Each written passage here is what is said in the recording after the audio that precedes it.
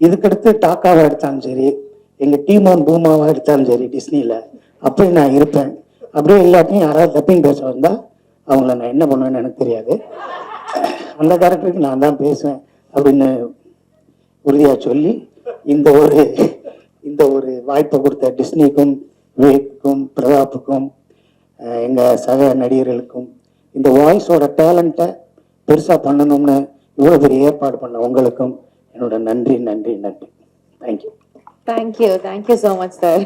ரஃபீக்கி அப்படின்ற கேரக்டர் வந்து பிளே பண்ணிருக்காங்க நம்முடைய VTV sir. Actually VTV Ganesh sir meet பண்றது வரைக்கும் நான் யோசிச்சுட்டு இருந்தேன், படத்துக்காக தான் அவருடைய பேசுறாரு, அவரோட வாய்ஸ் வந்து அப்படி அந்த ஒரு டோன்ல எடுத்து பேசுறாரு அப்படின்ட்டு.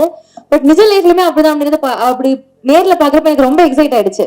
அதையும் தாண்டி இப்படி ஒரு இந்த குழந்தைங்களுடைய ஃபிலிம்ல வந்து அவர் ஒரு கேரக்டர் பேசிட்டார் அப்படின்றப்போ ஐ திங்க் அது இன்னொரு லெவல் எக்ஸைட்மெண்ட். எப்படி பேசியிருப்பாரு, how it would have turned out அப்படின்ட்டு. So how was your experience working with this?